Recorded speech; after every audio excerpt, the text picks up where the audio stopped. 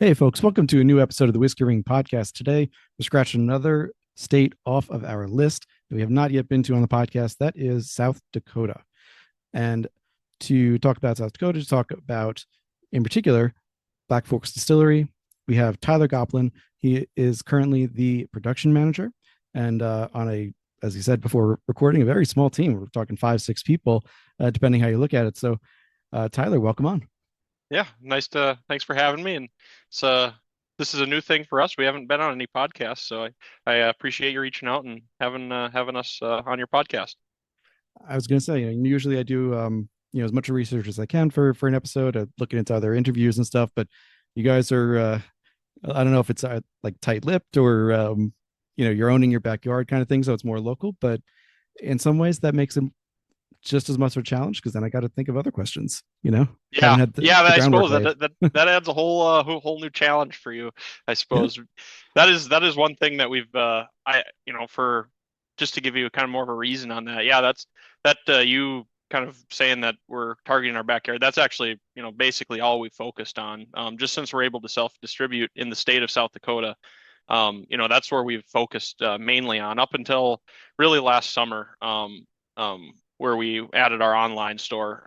We've really just been focusing on South Dakota, so our audience is quite small compared to the national bourbon audience. So that is probably one of the main reasons that we haven't gotten as much podcasts and other things of this nature. all right, gotcha. So we should say South Dakota is not a control state. It's not a does no liquor control boards or ABCs over there. But before we get to the state, let's start where we always start, to set some context, and that is the origin story of BlackFork Farms. Sure. Yeah. I'll start at the beginning. There's a for this podcast, I'll give the more complete explanation. Um, just to give the listeners a little more full understanding of everything. So really, it all started. It'd be so Gordon Omen. He's the owner. He's the one that founded this distillery. Um, so it really would start with oh geez, forgive me if I get the greats wrong, the number of greats wrong, but it starts with his great grandfather, I believe. Don't quote me. There might be one or two more greats in there, but um, it starts with I believe his great grandfather. It'd be Poppy J Omen, and he came over to the U.S. From Germany. Oh, sorry, I can't remember the year. It's the same year that South Dakota declared statehood. So if any of the listeners want to look that up, that's when Poppy J Omen originally came over from Germany, and he started farming in Southwest Minnesota, and then eventually through basically from him to Gordon's father, they came up here to Brant, South Dakota. Through those couple of generations, they migrated a little bit further north and west and got into South Dakota. And that's actually where the distillery is now. We are 3 miles off of a tar road, and we are on the same building site that Gordon grew up on. So it's where Gordon grew up on. The yard has changed significantly. There's no house here anymore, so it's pretty much the whole yard revolves around the distillery and the farming activities that relate with or go with the field to glass. So not much of a household yard anymore in the country, but it's mostly just a distillery and storage. So, but that's kind of the family history behind how we got where we are today geographically. And then really the distillery side of things started with Gordon. He's a worldly traveler. He really likes traveling, seeing different places around the world. And I believe the story's on our website, and it may be able to tell it better than I. I've talked to Gordon about this several times, but it all started in Budapest, where Gordon was actually traveling. Um, and he was there, and he was at a bar in Budapest in the hotel bar, and he asked if they had any fine bourbon. And they pull this bourbon off the shelf, and it was a field to glass small distillery from the U.S. And he thought because he had still we're still farming the land here, and he figured, hey, well, we got crop ground, we're right in the area where it's really we have good growing conditions to grow small grains, good growing conditions to grow corn, and that's really the main things you need for whiskey production. So he his wheels started turning, and it kind of started snowballing, and then we eventually paired well. through the building process, because this building that we're in now is all brand new as of construction started in 2020, finalized in 2022. Um, and this is everything's new here. So the building process took several years. So through the planning processes and all that, we paired with another distillery, and they were custom distilling our grain and putting it into barrels for us, and then we would take the product back. Just so by the time we had a distillery built here, we had some product to sell. So we weren't sitting idle for that's I guess the main issue with any startup distillery. But yeah, so through that, and now we've been producing here since May of 2022. Yeah, that's I guess the if you have any questions, I'm sure I missed some spots. So No, we're good. We can jump right in from there. So, the first thing I just wanted to mention was, partly in just in full disclosure, but also to mention it is, you guys were kind enough to send me a sample pack. It is beautifully designed. Like this was, and don't get me wrong, you send me a sample in any way, I'm going to enjoy it. But this is a purposefully designed box of, in this case, 8 samples, 8 different products, 50 ml square bottles, and I loved it. At first, I thought like they went really far out for this, podcast, and I was like, oh no, this is a regular release for them. This is awesome. So that's the first thing. So thank you for that. But yes, I was looking on the back of the bottles, and we'll get a little bit more into this later. But I did notice it said distilled in Wisconsin, and aged a minimum of 2 years, and both of those things have significant caveats, I would say, to them, that we'll get into.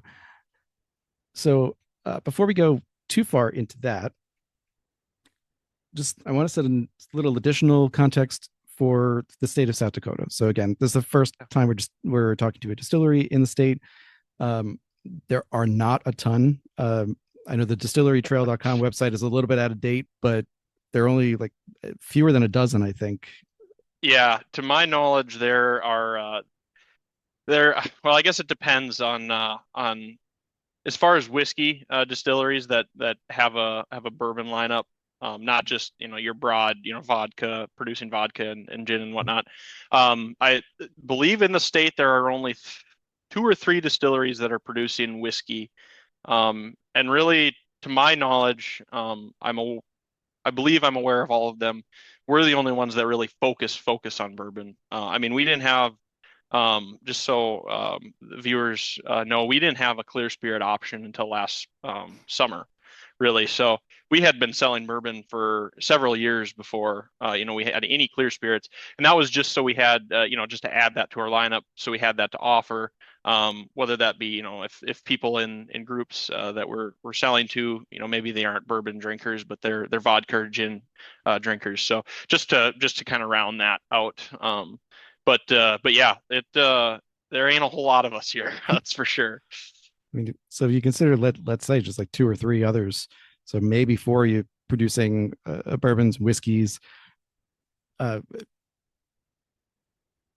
guess the kind of obvious answer to my question that I'm about to ask is population size of the state, of like, why aren't there more? But we've also seen smaller states have a good number of distilleries. So I guess, where were you guys? Where was BlackFork in terms of, like, were you the first, 1 or 2 before you? And what do you think are maybe other reasons for why there aren't more distilleries, like whiskey distilleries, in South Dakota? Yeah, yeah, for sure. I believe there was really before us, talking in that like 2020 when we really starting to release some products. Really, in that time frame, there may be, oh geez, I don't know for sure, but there may have been only one other distillery that I think, and they're out of the west side of the state. So I mean, they're on the complete opposite side of the state as we are. We are, just so if, people don't have to look up where Brant, South Dakota is. We're pretty much we're 6 miles from Minnesota, so we're right on the Minnesota border. And if you look at the map, and there's that little crook out of this corner of Minnesota on the west side, we're about 30 miles south of that. So we're kind of in a pretty desolate area, but but I guess the most populated side of the state is I guess is the east side of South Dakota, besides Rapid City. Um, but yeah, there was really only probably one when we started selling products. It's just there's not as much your for craft bourbon, at least the stuff that we're really pushing. There just is not a large audience in the state of South Dakota, but that's really for the scale that we're at. We're still able to capture, this, what we're targeting. With what we. That's why we really haven't pushed to do more online, online sales as of now. We're starting to get into some of our bigger barrel class years where we're going to be able to push a little harder on marketing. We really, to be honest, we have not done a whole lot of marketing, just because we really haven't needed to, because we've been selling, as much of the class years as we really want to be, because we'd like to hold some over for longer aging and what have you. But so we really haven't done a whole lot of marketing up until now. And in the next year or two, we're going to be cracking into some of the larger the class years of barrels that we had started to produce, really right at the beginning of when we were producing here. Right in the transition period, we started to have a lot more whiskey produced and whatnot. So we're getting there slowly. So you might see more of us. Hopefully, you will in the next couple of years as we try to market into other states. For sure. So I mean, you have been around for a number of years now. It's 2020-ish for, well, 2022 for the new facility when it was opened, and then 2020 building on the new facility. You do have some barrels and products that are pushing, I think 9 years was the Yeah, yeah, that's when. So I believe Gordon, the Budapest story, when it first was a concept, I believe that was late, almost that 2008, 2010 era. It might say the exact year on our website.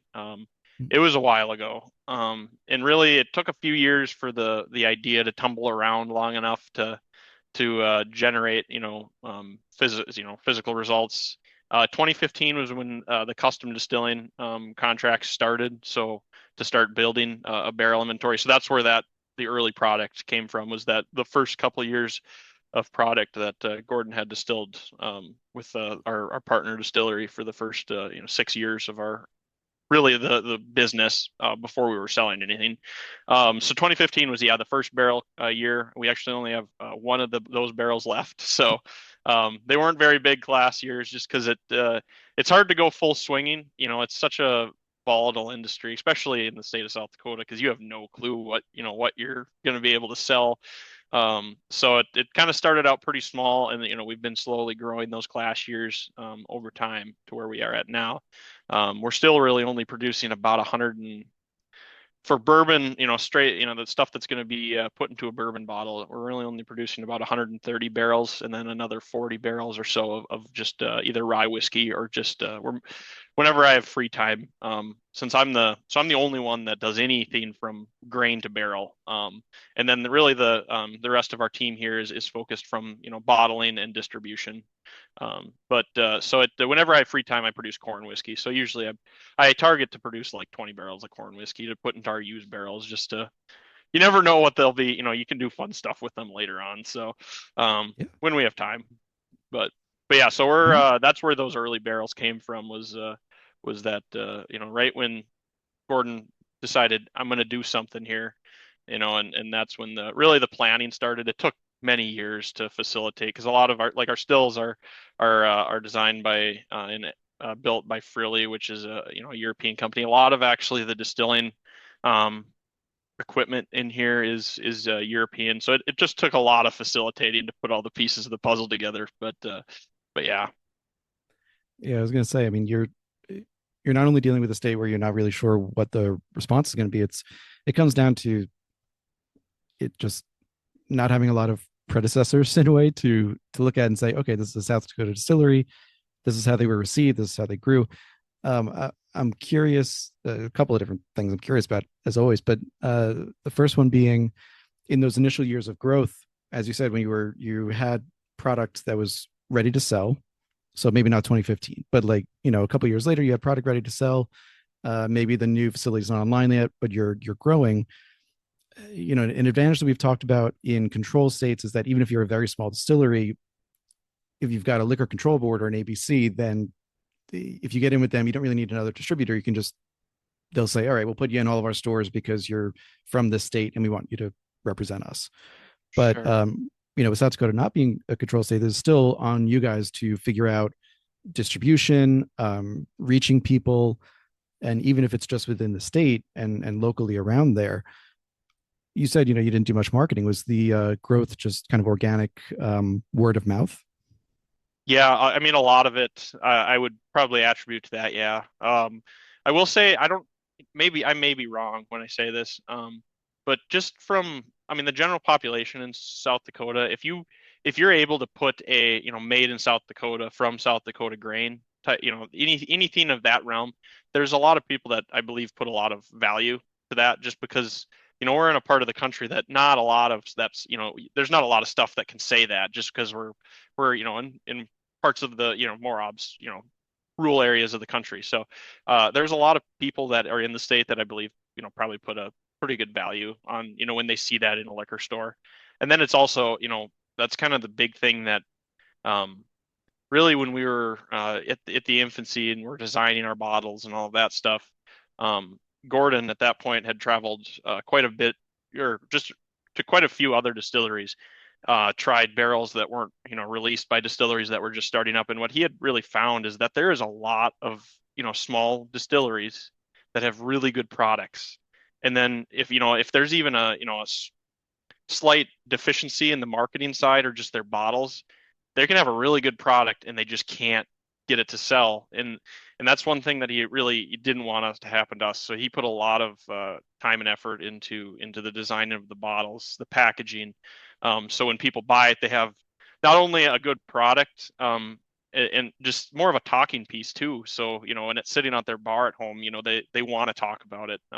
That's one thing that we've really focused on. And so far, that can obviously only get you so far.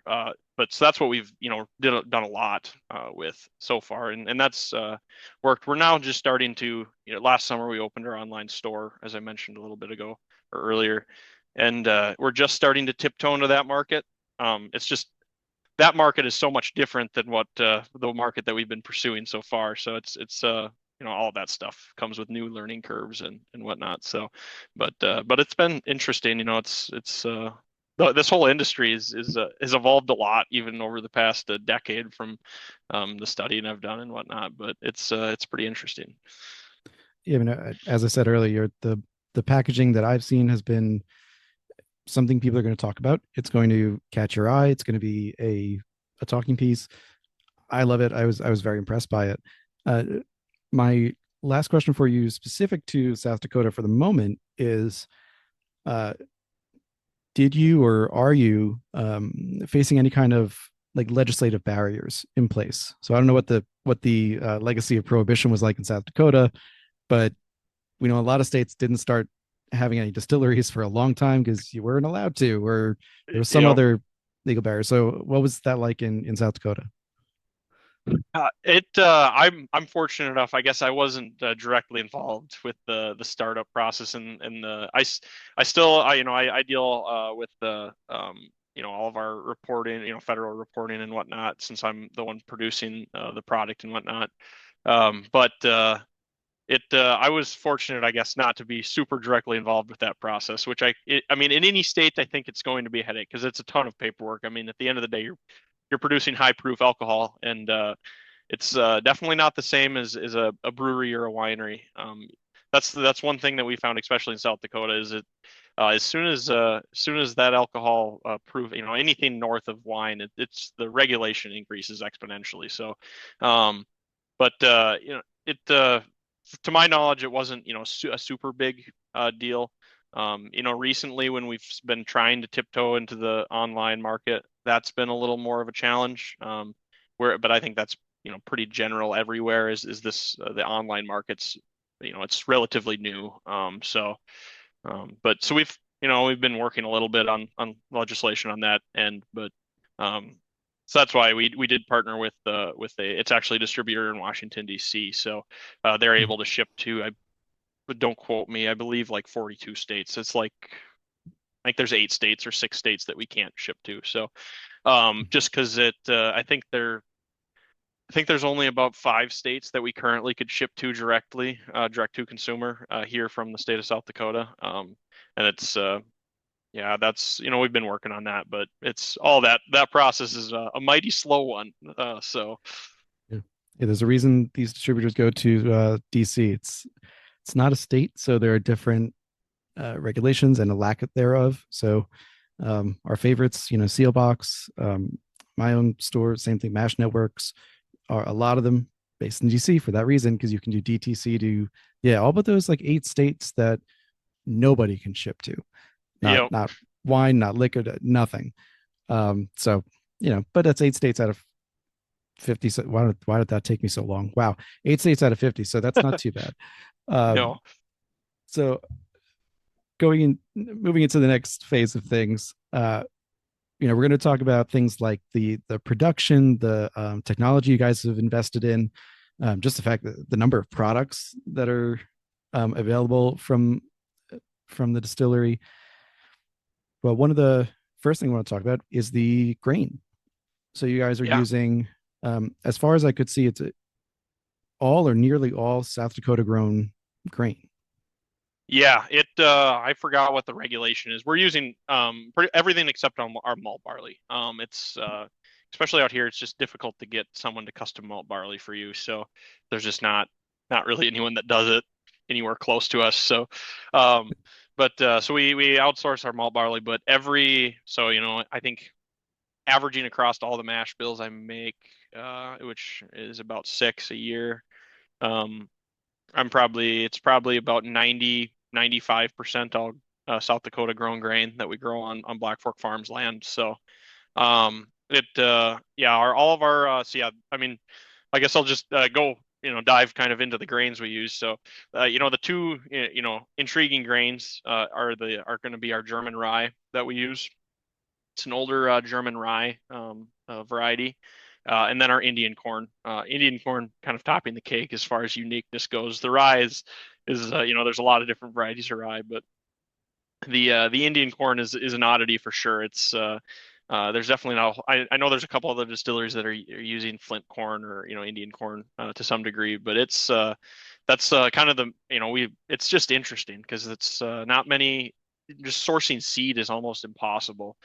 So as far as the logistical side of growing Indian corn, you have to reserve you have to save up a seed bank in the event of a crop failure, where you're able to still grow that crop in future years. So that whole it's just an interesting crop to grow, I guess, especially from an agronomic standpoint. I guess I farm, and my brother's an agronomist, so it's just an interesting crop to grow. I guess I don't know how to explain it better than that, but yeah. So we use the rye and Indian corn.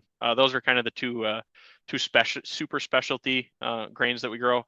Both of those are also smoked, which we cold smoke. It's kind of a rudimentary system, but it actually we handle all of our grain just because we're not using a whole lot of grain in big plastic boxes with slide gates on the bottom. And so I actually take those boxes, fill it up with Indian corn or rye, whatever I'm going to be smoking, and then I put it in a small old grain bin, and then I have a little fan, and then there's a air screw that I screw into the tote, and there's a pellet grill it's mesquite, apple, and hickory, depending on what if it's the Indian corn or rye, and then the fan pulls in the smoke and then basically pushes it through the grain, and cold smokes the grain, which I do from anywhere. It depends on how well the smoke, how much of it is actually pushed through the grain, but it takes anywhere from 30 to 36 hours for a tote, and you can smell the smoke, what it does to the flavor. Specifically, I'm certainly not the most trained uh, tongue out there, but it definitely makes there's an effect somewhere along the line. So we smoke those grains, and then we do use some number two, standard number two yellow for our general mash bills that we're going to be using for just regular corn whiskey, or our cheaper whiskey that or more economical whiskey that we sell. But Yeah, but all of it's grown in South Dakota, within a couple of miles of the distillery here. So The so not every distillery that uses either a heritage variety or a, let's say, non yellow dent number two variety mixes this percentage public. But you had on the website, or sorry, this wasn't the website. This was from the Whiskey Wash a couple of years ago, that the yellow dent would give you something like 230 bushels an acre, pretty solid yield. Instead, the native corn's giving you about 40 bushels an acre. So yeah, it takes like a lot one more sixth of land to that. grow Yeah. the same amount of bushels. Actually, okay, it's enjoyable just because it's a neat crop. But as far as like, my whole life I've grown number two yellow corn and soybeans. Growing up on my family's farm, um, and yeah, when you're used to growing that, and I mean, it's so controlled because we've been growing number two yellow, high yielding number two yellow corn for decades, and that's the amount of you know you do this for this reason, and that's it takes a lot of structure to get really any corn to yield that much. And But yeah, I mean corn is originally a grass.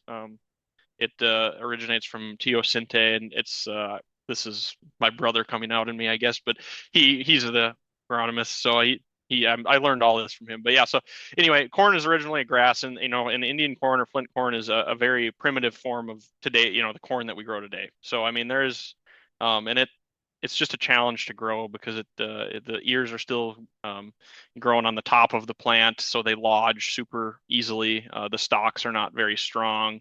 If you have a big windstorm come through, it'll flatten a field pretty easily just because the plants aren't that strong. They'll just fall over. So it's certainly a challenge to grow. It kind of makes you want to hit your head on a against a wall from time to time, but it's part of the story, and it's certainly a cool thing to do. So if you look at it from the bigger picture, so Sure. And so you mentioned that you're smoking the grains, and the you're using, you said hickory, apple, or mesquite.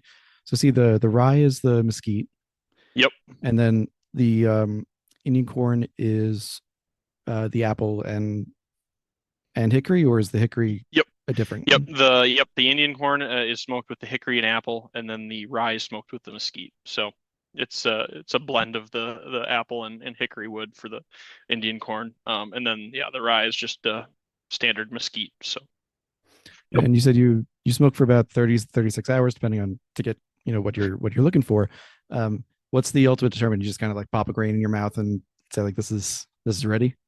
Yeah, if so it, the easiest way actually is so if I'll usually plan it so the smoker actually runs out of wood in the middle of the night. So Mm. then, when I get here in the morning, it had been pushing fresh air through the tote for, it's not like there's lingering smoke in the air.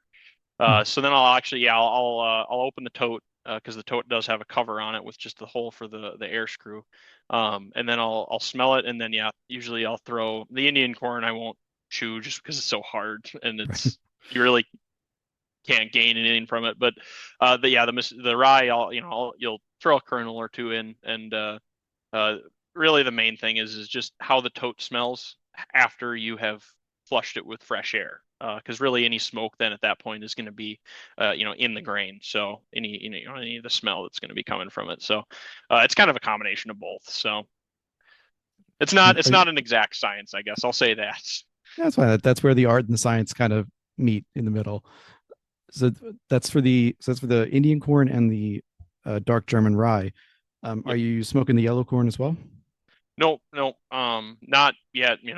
Maybe we will. The just with the yellow, when we're doing any of the bigger barrel runs, it's harder, more of a logistical issue when you're going through that. The Indian corn is, but you know the um the higher end products, we certainly, it doesn't take as many barrels to fulfill the our expected sales for Mm. those products. So it's you're not dealing with the quantity. You still are, but it's a lot of that stuff I can actually prepare ahead of time a lot easier than the yellow corn, just because you're dealing with a lot of bushels with the yellow corn. But yeah, no, it's just it's our book is always open. we're open to try new things. But yeah, no, it's just the Indian corn and rye. I was going to say you got so 5 grains overall, the 2 different types of corn, the German rye, malted barley, and wheat. Sorry, 6. No, sorry. So 2 corn, the German rye, malted barley, wheat, and oats Yes, as well. yeah, the oats. Oats is another oddity, I suppose. Yes, the oats. I'm a huge fan of oat oat whiskeys or oated bourbons. I love what oat brings to the table, and it's very underutilized. There's just a couple places making like Kings County and Brooklyn made a little bit of it. It's not really, I don't know how much they have left. Um, and then spoke a while ago to Pine Bluffs Distilling out in, oh gosh, Montana, and Yep. they are making an oated bourbon, and they have an oat whiskey that should be coming out soon. Actually, now that I think about it, so I got to get back in touch with them too to try that because again, I just love those. So with 6 grains to work with, you're smoking the first two, the Indian corn and the German rye. I admittedly I got through half of the samples to taste them before the recording. I'll be able to taste the rest of them before it goes live.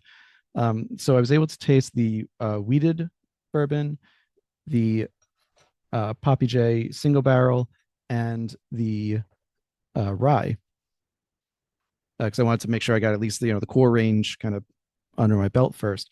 In addition, we've Sure. also got 3 toastings, the oats, and a 102 proof basic cask strength version. Yep. So with so you said you have 5 or 6 different mash bills as well. Yeah. Yeah, it's really so the more of our broad ones, which well, it'd be the same as so the Poppy J is that's our longest aged. It's just we just do a single barrel of basically the longest aged bourbon that we have in house. We'll sample all of the barrels that are the same age and kind of pick one out of that class year, or Gordon does. So that's kind of that'd be our 4 grain mash bill. I won't say any percentages and whatnot, but that'd be I'll just call it our 4 grain mash bill. That's what I refer to it as. Um, and so really that's kind of a standalone. It's our long age 4 grain. Younger age 4 grain is kind of what we use for our more economical products that we sell. In smaller town. Not just smaller towns, but it just sell more in bulk of as well. I'm sure you and a lot of the listeners are aware it's not super easy to sell $100 bottles of bourbon in really small towns, especially in South Dakota. So it's just that's the truth of it. So we try to have some products that kind of hit everyone's range, especially just being from South Dakota. It's we're trying to be big in our own state, so that's kind of that goes along with it. So but yeah, so we have it'd be the 4 grain, and then our high rye mash bill, which is what feeds our it'd be our toasted, so the French Mongolian and American, and then really like the oats. I did this in the wrong format, so I should have just explained kind of the breakdown that all of our products are. But so then we have our native grain series, which would be our wheated, oat, and our rye, and all of those are standalone mash bills. And then as I mentioned, our 4 grain, high rye, and then we also have the corn whiskey that it doesn't. We don't have any products currently released with corn whiskey. So that kind of sums it up. Yeah, so really the what 4 or 5 of them that we currently have products out, and then a couple of them that are just kind of experimental mash bills that we don't have nothing out on yet. So that are just sitting in a barrel aging. And, so I have here, let's see. So which one of those is the Cattle Baron mash bill? So that'd basically be the 4 grain. So that would be the younger 4 grain. So one of our products that are in that $50 price range. It's a cattleman's bourbon, or that's the name of it. So that's kind of where that those names work hand in hand. But yeah, that'd be our 4 grain more or less. Gotcha. So this comes to a question of inspiration, and this obviously you said Gordon has been around to a lot of different distilleries, and I'm curious what the through line is from what distilleries did he see to what did he like to what did he want to bring to what eventually became BlackFork. And yeah, so let's just go to that. Like, what do you think were some of his inspirations along the way? Sure. I'm not. That is one area that I probably don't know as much as I probably should, I guess. I don't, I don't particularly know. I know it was he worked pretty closely once. So really, when he's the whole process started of okay, he wants a distillery to custom distill. Well, we're building this facility. I know it started with he's got quite a few friends and just friends from over the years that they're all they've all drank bourbon. So I know he got a lot of family friends together and kind of they originally just decided what distillery they want to try to get to produce this whiskey for us in the interim. So that's where it originally started, and then once they had picked out the distillery, they he worked pretty closely with the head distiller at that location, and that's kind of where the mash bills started driving from. I know they did some practice, experimenting over the course of a year or two, to kind of generate where we are at today, and then basically from that point, they are producing whiskey for us. We basically tried to emulate that because they found products that's really what Gordon the flavor profile that Gordon wants to hit, and then that's kind of what drove how we set up this production facility, was basically to emulate that product.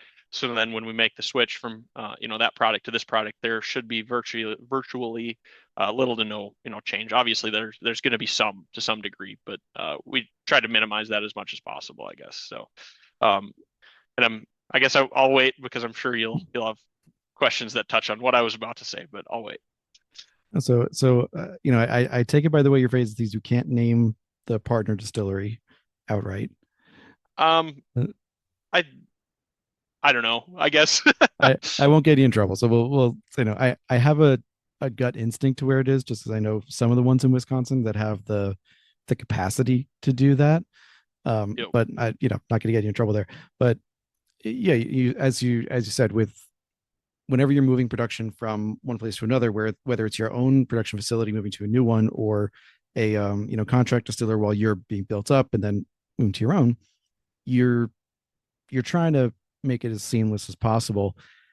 The So if I heard you correctly earlier, so you had a 6-year contract with that partner distillery, and then you started producing at in Brant at 2022.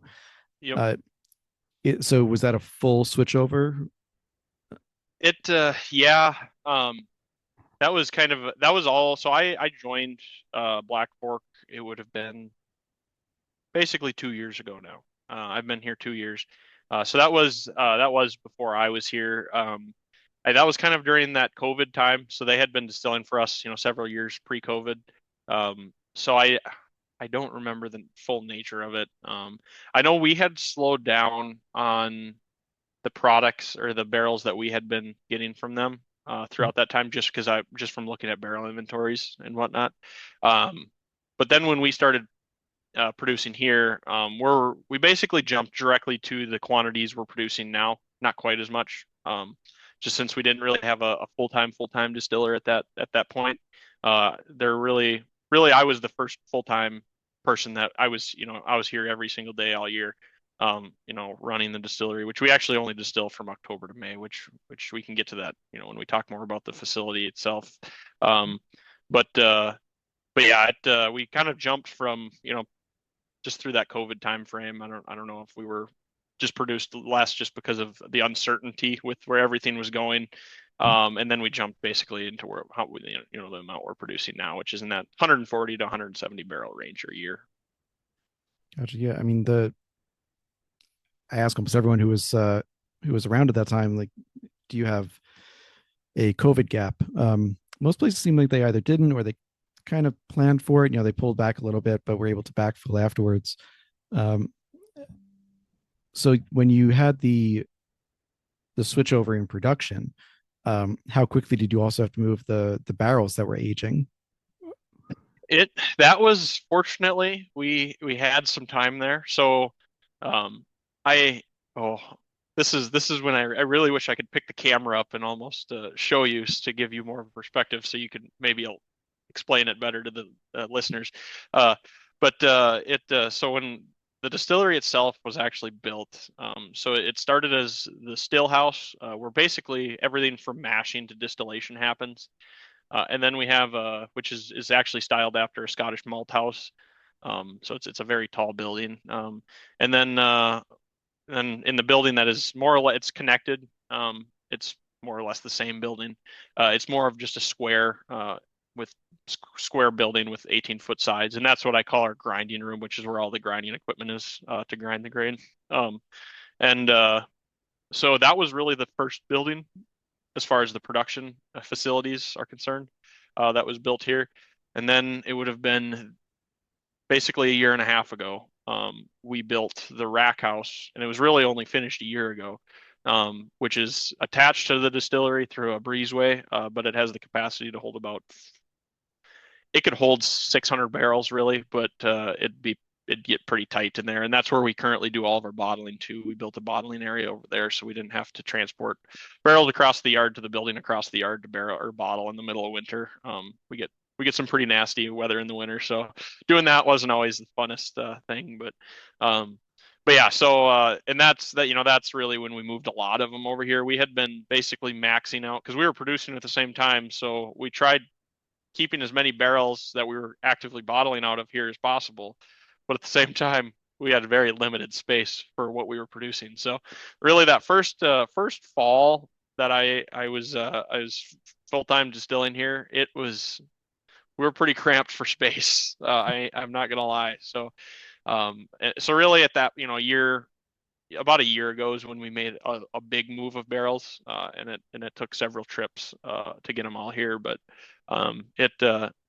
it was a long process, mostly constrained by the space we had here. But yeah, so all the barrels are now on site.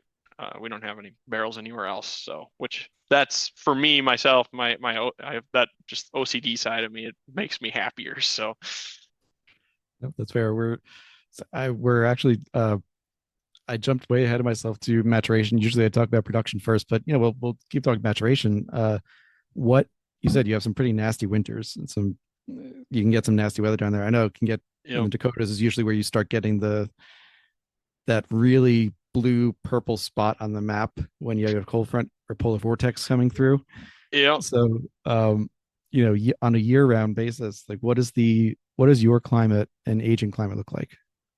yeah. So that is with any distillery. I think that's part of what gives you your product. A different flavor profiles, just the environment it's aged in, and it it's a unique one up here for sure. Really for so that is one thing that when they were building this distillery, they kept that in mind because when we get some of the dips, I mean, there's usually at least once or twice throughout the winter we get a 7 to 10 day stretch where it's -20 out. So and Mhm. there ain't a whole lot of aging if barrels are in that environment. So Sure. it we get pretty cold. But yeah, so we actually all of our barrels are it's our glycol system for cooling or the cooling capacity in the distillery. We actually have intercoolers that are in uh I call them cold storage, but really when I'm producing, they're not cold storage because those heat exchangers heat the cold storage on the distillery up to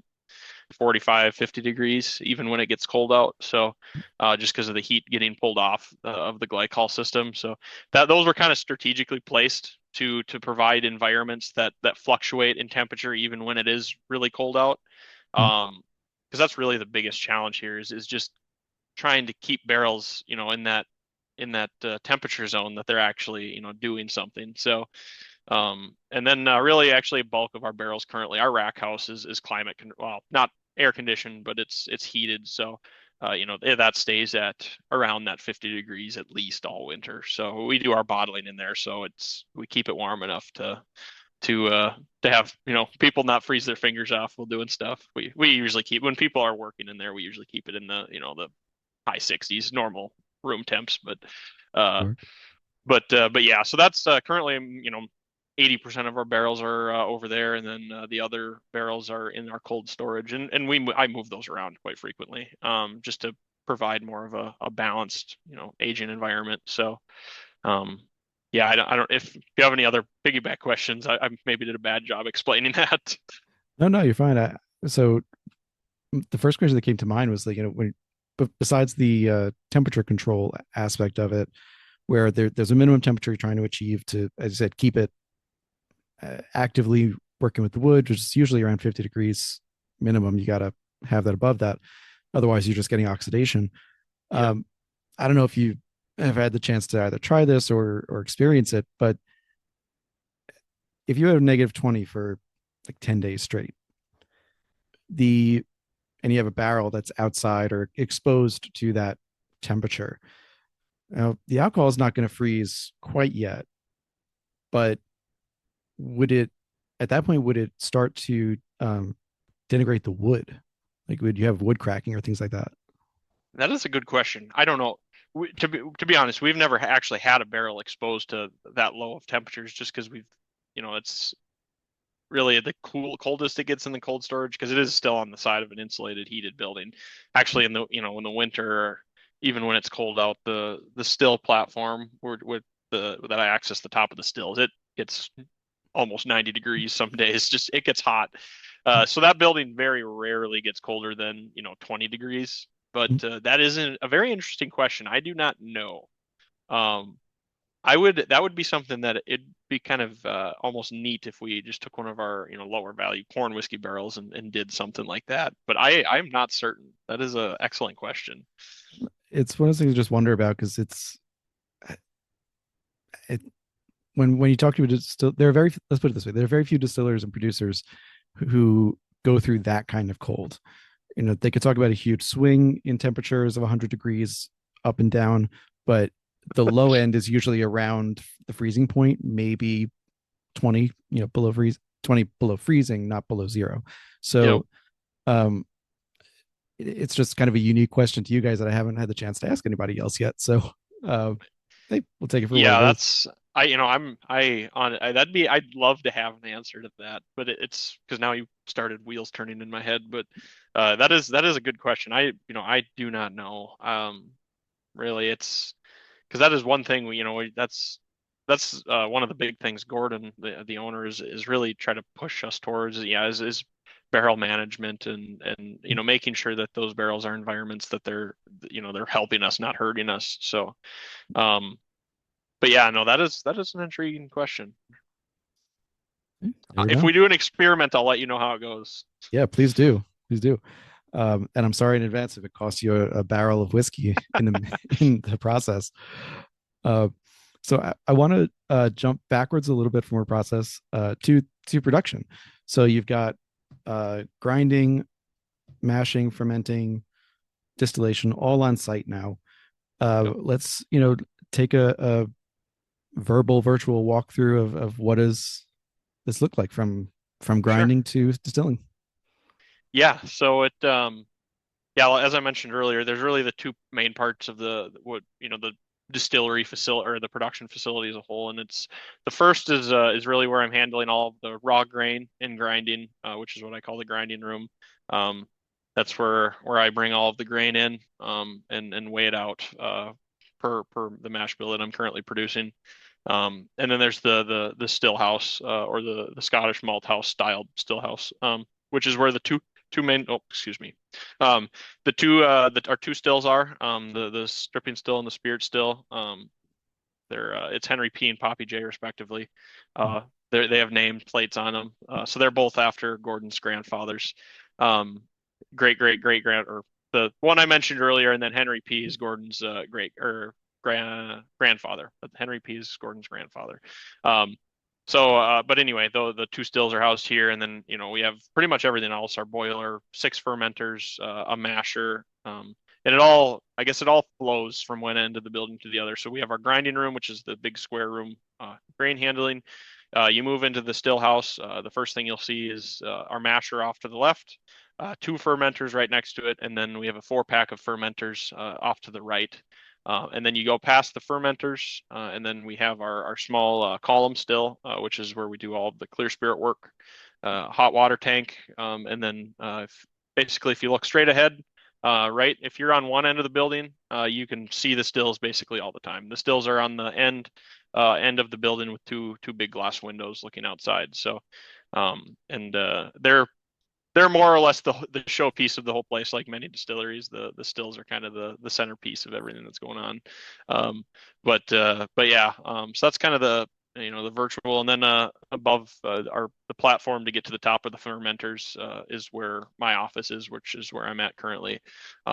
It's kind of the access point to the top of the fermenters. So that's kind of the general walkthrough of the distillery. That was kind of crude, but yeah, it's pretty much everything. We picked up some equipment off of another distillery that went had some financial trouble, but a lot of it is for the most part new equipment.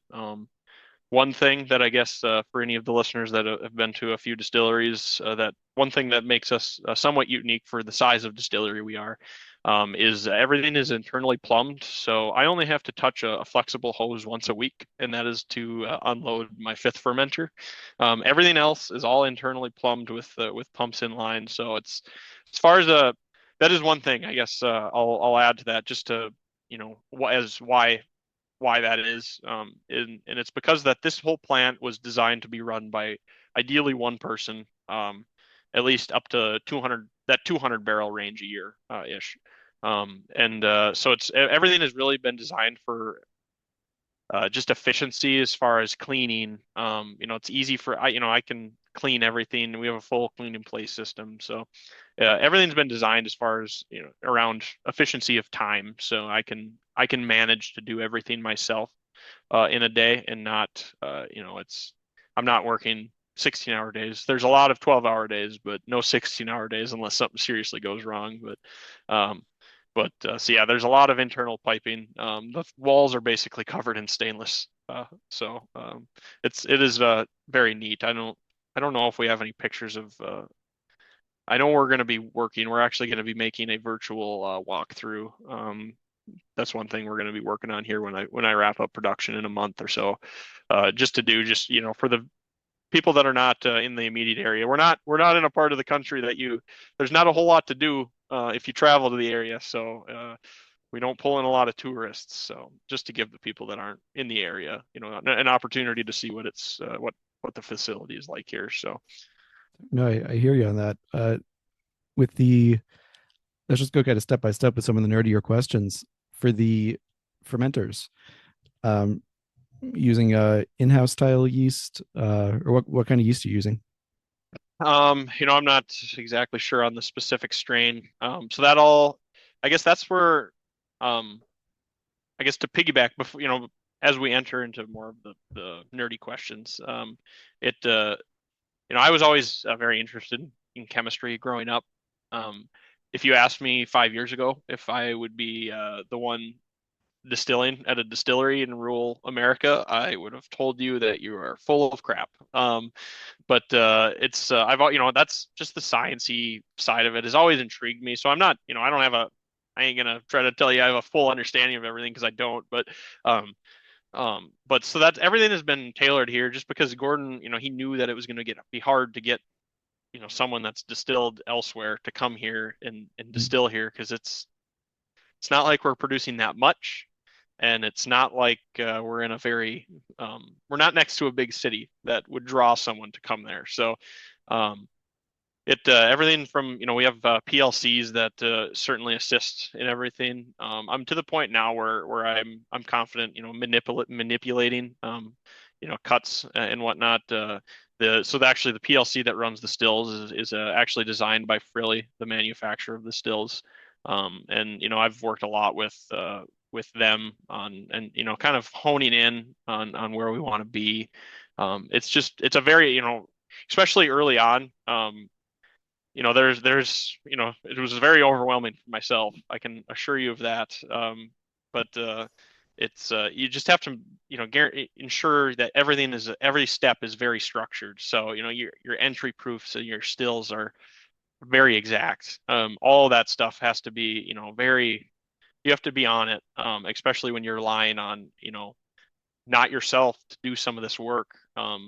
Just for full transparency, it's you have to be very structured and you have to be very detail oriented, to ensure that the product that you're producing is worth drinking in 5 years or 10 years. So that's something I relied on super heavily. Now I'm starting to be, I've tasted enough product and I've tasted enough of other people's product, and I've played around with it doing corn whiskey. Corn whiskey is kind of my playground time, I guess, where I get to kind of if something's screwed up, it's just corn whiskey at the end of the day, and we don't have a whole lot of dollars behind a batch of corn whiskey. So it's that's where I get to kind of play around with stuff a little bit more. So um that that's kind of the before I came here, I had very little to no alcohol production. I guess I've always been producing corn my whole life on my family's farm or with my family. It's ethanol is a huge industry in this area of the country. So ethanol plants are very prevalent. So actually, that's where a lot of the plumbing in here was done by a plumbing company that primarily does ethanol plants. It's just this was a neat project for them to take a hold of. So um, there's a little bit of a crossover there, but yeah. So anyway, I got way off track. But yeah. So it's back to the yeast question. It's a Safe Spirit USW6, I guess, is the specific yeast we use for everything. I'm not exactly sure on the exact strain of it. I know it's out there online, so if anyone wants to go look it up, be my guest, I guess. But Yeah, yeah. no worries at all. So yeah, the PLC, just in case, because I had to look stuff, that's a programmable logic controller. Yeah, Uh, yeah. So that's the I guess uh, that the still PLC. So we have two main PLCs in here. The still PLC, which basically automates distillation to an extent. There's still a lot as you have to do to actually run the still and make sure that it's all our purifier, pre-condenser on the stripping stills, that's still all a manual valve, and a lot of stuff is still manually done. It's a very automated, integrated with physical, or actual. So it's a very integrated system. Where you work hand in hand with it. It's not just doing everything. I guess is the best way to put it. And then our plant PLC, which basically does everything else. It more or less just automates steps. So it more or less just starts motors, opens valves, closes valves, stop motors at certain steps throughout production. Mainly that's used in mashing, I guess, is what I primarily use it for every day. And then it also automates our glycol valves on our fermenters. So I'm not having to, manually control, manually control glycol valves on the fermenters every day. I manually check them a couple times just to make sure that they're operating and in our temp range, but that saves me a lot of time, I guess. But so yeah, there's the two main PLCs, I guess. Anyway, as I mentioned at the beginning of this podcast, you guys have, if you go to the website, you have a lot of products lined up there, different names, different. You mentioned a couple, like the Legacy series, the Native Grain series. yep. So the there are a couple that I was really curious about, but I wanted to start with something I also alluded to earlier, which was on the back of the bottles that I have for the sample bottles that were in the pack. It says aged a minimum of 2 years. Now, I know you've been producing at your current location since 2022, so at minimum about 2 years plus or so. But some of these, like the wheated bourbon, for example, I think I saw is up to 6+ years old. The Poppy J at might be 9. The rye is Yeah. older than 2 years for sure. So I think a question that I always ask for craft distilleries when this is a possibility is why not put the higher age statement on the bottle? That is a good question. I don't know why we don't, to be honest. I guess I'll tell you just off head, because I do all of our bottling runs in our reporting system. And currently, yeah, so the Poppy J, that would be our 9 year bourbon. Then the next closest to that would be our Henry P. which would be that'd be about 7.5 now. It was 7 right when we released it, and now it's kind of crept up closer to that 7.5 mark. And then next would be our cask 120, which is actually that was a 7. So to anyone, I guess listening, currently, to my experience, as far as I don't, I guess, know exactly when the principal series that you have with bottled. The barrel that we are currently pulling out of, that's we're putting into our cask is, I think, probably one of the best barrels we've put into a bottle yet. It is our cask right now is probably by far my favorite product. Um, but anyway, so our cask, which is currently right at that 6.5, 7. That'll be getting that'll jump back down to the young 6 here because we're kind of on a class year gap, so we'll be jumping back down to 6 just to pull some barrels into longer aging. Um, and then pretty much everything, all of the our high rye mash bill. So all of the stuff that feeds the French Mongolian and American, everything in a square bottle, I guess, is 5 years at least. Just to make it simpler. And pretty much from 5 to 9, our probably average is 6, probably. So we're in that range. Especially with the wheated, which is, I guess I'm not sure what your exact thoughts on it were. Typically over the past year, so that's been probably our greenest whiskey that we've put into, just because it's a wheated mash bill, so it doesn't pick up that barrel as fast as as like a rye mash bill, but yeah, they're all north of 5 in our square bottles. Our round bottles are more economically priced at that the $50 mark, and those are in that 4 range. We really don't like to put anything lower than 4 into a bottle, just because it's when we're such a small market, it's you really don't want to release something that is gonna leave a bad mark on you. So we're pretty picky as far as everything currently is at least 4. I guess with the exception, we have a new walleye rye whiskey that we're releasing, and that's just locally here anyway for the time being. And that's just we're trying to get into more of the rail whiskey market, just in our our immediate area, just to try to get more products into local bars and stuff. Just with where we're at, there's not a whole lot of people that go to bars around here and they want a $15 glass of bourbon. They're more of a lot of people around here are drinking that whiskey and Coke type deal. So we're releasing our walleye rye, which is going to be more of a product to hit that market, but everything else is at north of 4. So I guess I mean, so yeah. that's where I'd say, like, it's I hear what you're saying about the local market. I guess I look at it as as you're expanding into having a broader distribution through the DC channel, and then the DC DTC, if you will, and the getting in front of more people, and hopefully getting more exposure for you guys too, because I did enjoy these. They're I think of the ones that I tasted, the Poppy J was my favorite. I haven't cracked the cask one yet, so can't say quite yet. Um, but yeah, I know the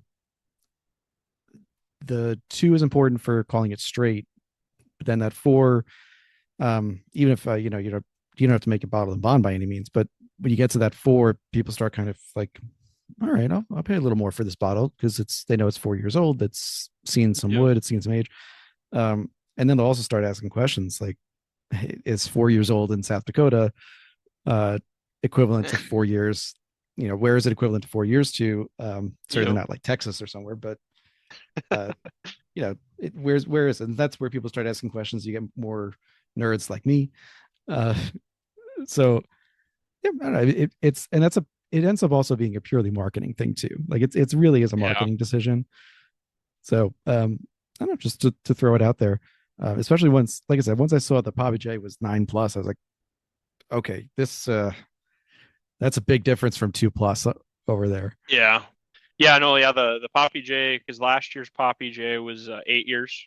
Because they were actually up until now, all of the Poppy J's have been that 2015 class year. So, Mhm. so they've been aging a year every release. I think we've released 3 Poppy J barrels now. It was 7, 8, and 9. And actually, we're gonna have some that's in that 10-year mark, that because we didn't fully bottle that barrel. But anyway, yeah, so they're in that 9 mark. And yeah, that is one thing that is definitely, that's I'm not experienced enough to compare, what is 4 years here like. What does that compare to? I'm not certain. That actually that is the few times that I've had a independent bottler here, just sampling. I That's probably the funnest times I've had here, is when I get independent bottlers, or even people such as yourself that come here, that have tasted a wide range of products, and tasted straight, just pulling out a barrel with a wine thief, and trying it and sampling it. It isn't It's just really fun to get their take on it, because they've tasted so many different products from Mm. so many different places.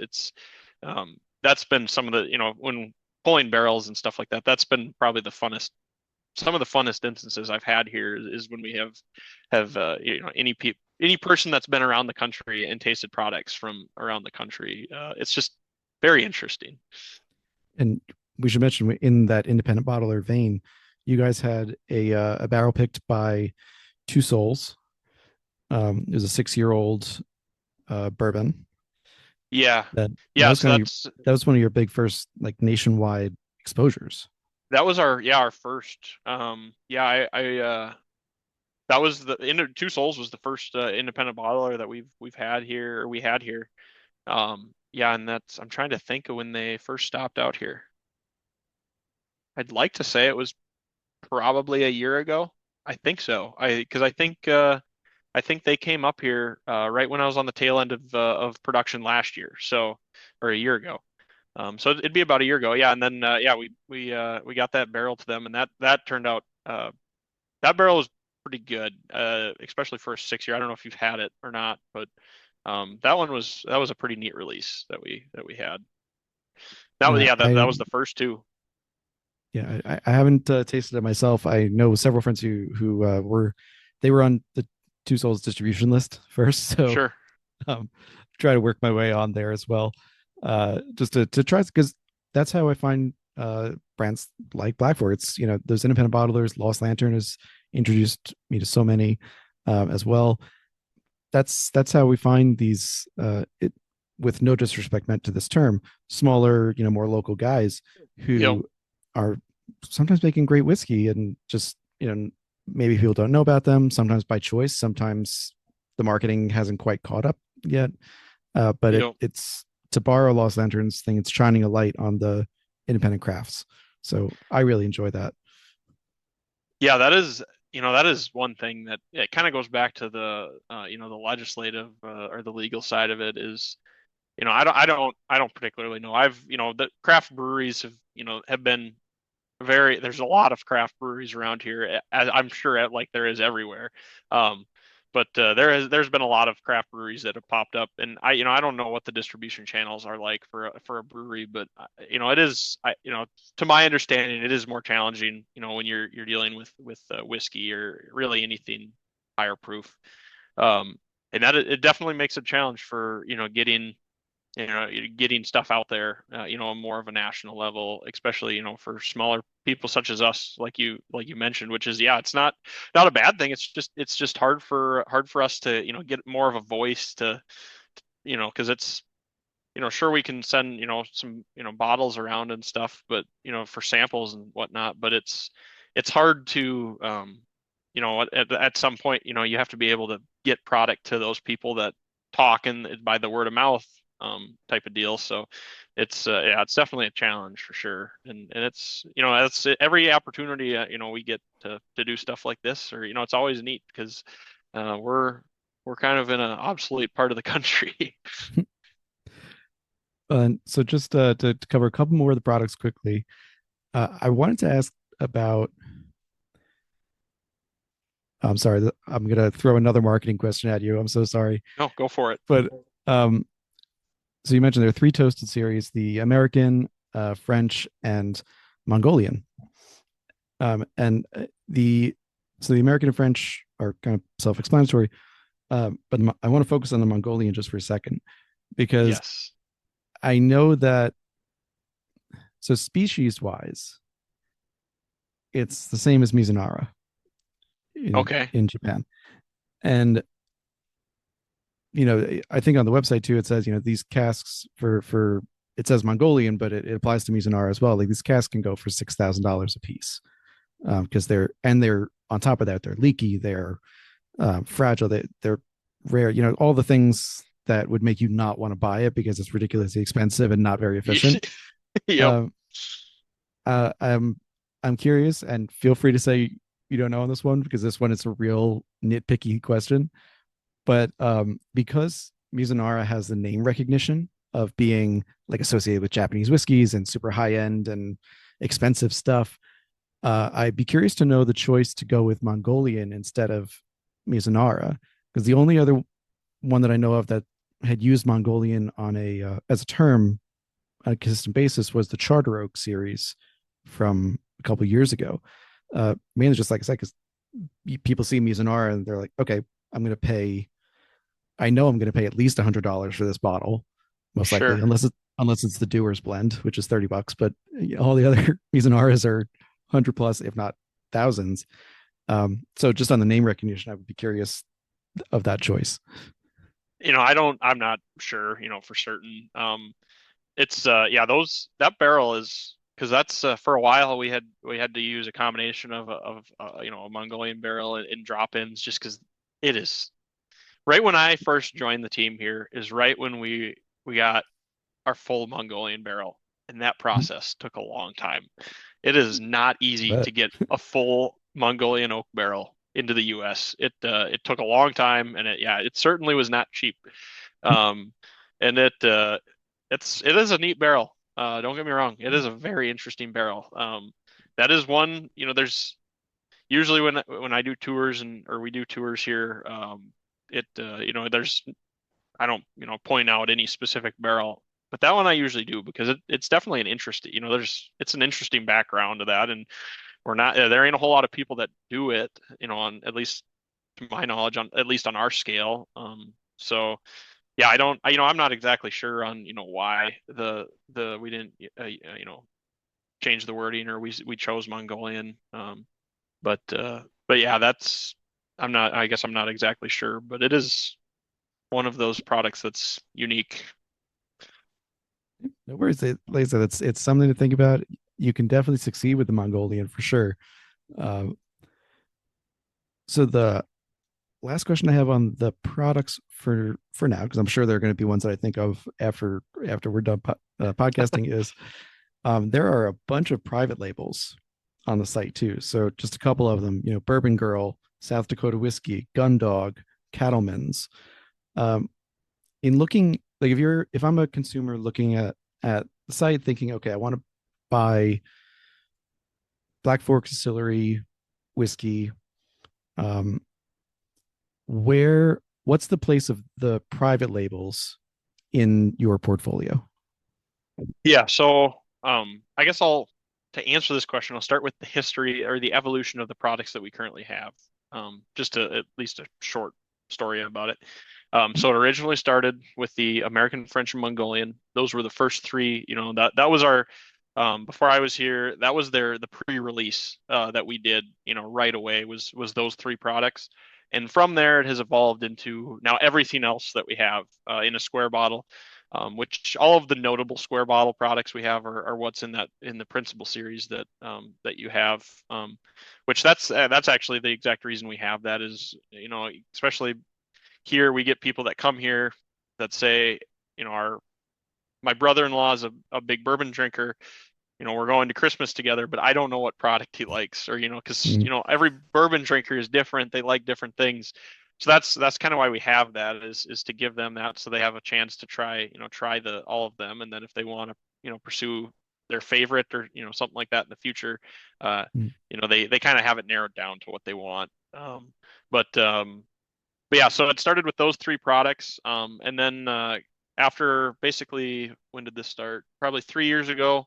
We really wanted something more in that the $50 price range that it's more accessible to more of the everyday consumer. I guess $50 for a bottle is still it's still plenty to some people. So we wanted something in that price range anyway, and that's kind of where all those come into play. Is they're a little more, they're all round bottles, so they don't carry our square BlackFork Farms logo, which is Mm. kind of, that's Gordon's baby is those square bottles, which that's something that he is extremely proud of, are those bottles, and they're that's I mean, they're beautiful bottles.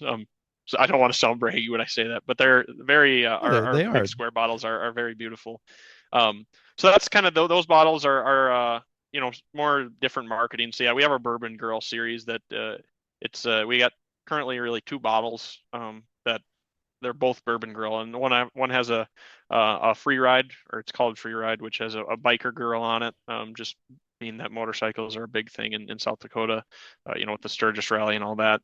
And then we have our barrel racer, which kind of hits the rodeo side of things, just because rodeo is pretty big in the state as well. So those, and then our cattlemen's, they're all are slightly different variants of just to hit that $50 mark, more or less. So, or 47 is what they retail for mostly. So that's really the reason behind those products and whatnot. But I don't know if that answered your question or not. You feel free to bounce back, or if I didn't hit it right. But No, you did. It's there are plenty of places that do the private bottling. Sometimes it's like a particular bar has their line that's under a name, but I like this idea that you're calling back for at least some to the things that are either unique to the state or associated with the state. And no, I like that, and it gives you a little room to experiment, to play around with it, which actually leads me into my last line of questioning, which is, so you're and I say you as in BlackFork Farms is in a kind of unique position. Um, Gordon is, there's a sixth generation family farm. There's a lot of commercial farming done. So, uh, I, in one of the sources that I was using for the research, said, while some of the things that you're doing are expensive, like for example, you were saying that we talked about the ratio of yield for the Indian corn, um, the different grains you're using, the mostly new equipment for the distillery. You needed an investment up front to be able to contract distill and pay for the contract distillation, then to build the distillery, all while, as you said at the beginning, up until last year, you didn't have a clear spirits line. yep, Which is usually that's the lifeline for places while their whiskey is aging, so they can keep the doors open. So in one of the sources, it was the distillery was described, for Gordon as quote unquote an oversized hobby, because the commercial farming side of the business kind of takes over the financial concern. Um, from your seat as production manager, and creating, working there every day, these 12-hour shifts, uh, not 16, hopefully the 12-hour shifts, not to always 12 either. Some not some always, days when yeah, everything goes right, right, I can get out of here by 5. That's not all the hey, time, but it does happen. yeah, I don't want to make people think it doesn't happen, but it sure. does. I should add, in addition to those investments, having the PLC in there, and these things that, while they might be efficient and save costs long term, are expensive up front to Yep. to put in. From your perspective, does having that kind of financial backing give you a little more freedom to experiment, to take chances, and even make mistakes, like putting a barrel of corn whiskey out in -20 degrees? Um, we don't. That's not something I don't think we'll probably do that. I guess just so. That But it's fine. It's it fine. it it's yeah. Gordon's been known to make that comment every once in a while that this is an oversized hobby. I won't deny that. I'm sure it's. I know more than a couple people that he's told that too. So um, it's just something that Gordon really had a passion for. He had this idea, and he really wanted to pursue it. Um, just there is an underlying drive just from Gordon, because he really loves everything that this entails. He loves the industry. He really it loves the people that it brings. There's few industries that I think has the camaraderie, I guess you could say, of the bourbon industry. There's obviously there's I'm sure you get out of here, this area, and there's a lot of competition too. But as far as the consumer side of it, it's just a very fun industry to be a part of. It's been very welcoming. Every outside person I've ever talked to, it's always there's always an interesting conversation to be had, I guess, is the way to put it. And Gordon loves that side of things, so he's very passionate about the making of just fine bourbon. That's something that he's loved. And I guess there we have a sign up in the shop here that says don't hate on me. I'm sure it's a common thing, but it more or less says that we make fine bourbon at a profit if we can, but at a loss if we must. So that kind of just sums up. That's our main focus is just producing a good product that people want to drink, not and that are going to have a good experience with it. That's kind of our main focus. And that's, I would say, we're very at least I'm very fortunate that that's the mindset that we have. We're just striving towards a better product. So that's as far as that, back to your kind of question, as far as the ability to experiment a little more, and as far as the financial aspect of it, there's certainly a lot of experimenting that we do. But it's always calculated. We put a lot of thought and time and into everything that we do. Just because obviously with only 5 people, there's only so many man hours in a day. So that's everything we do is kind of calculated in that regard. That our time is precious, just like everywhere else. So we want to make the most of it. So as far as your experimenting and stuff goes, yeah, there may be some, it may cost us, but it's always calculated, and there's always a reason why we're doing it. We don't just, I guess, blindly experiment all the time. But yeah, I guess I don't know. You might have a rebuttal question to that, but no, that's perfectly fine. I mean, it's a fortunate thing to have, and I the only thing that I would say is I know there are a lot of distilleries and producers who might listen who are going to be jealous of it, but I don't want just that the way to it be the is. case. No, I mean, Yeah, it's okay to be jealous of something. It's as long as you're succeeding, it's fine. So with that, Tyler, thank you for coming on. And I hope I won't embarrass you by saying this. I certainly don't mean to. That if you are listening to this at home or somewhere where you are not in control of a vehicle, give a little clap. This is Tyler's first ever podcast, and I think he made it through with flying colors. He survived. He did it. He held his own. If you are driving, do a mental clap. I'm not responsible for any crashes that happen if you decided to do a full clap. But to talk about BlackFork Farms, thank you again, Tyler, for coming on. Hang on with me for just a minute after I hit the stop recording button. It's been the Whiskey Ring Podcast. Like, rate, and subscribe everywhere. There will be links in the show notes to where you can find BlackFork Farms, and now where you can perhaps order them nationwide, unless you're in one of those 8 states that can't get with it. And with that, I will see y'all next week.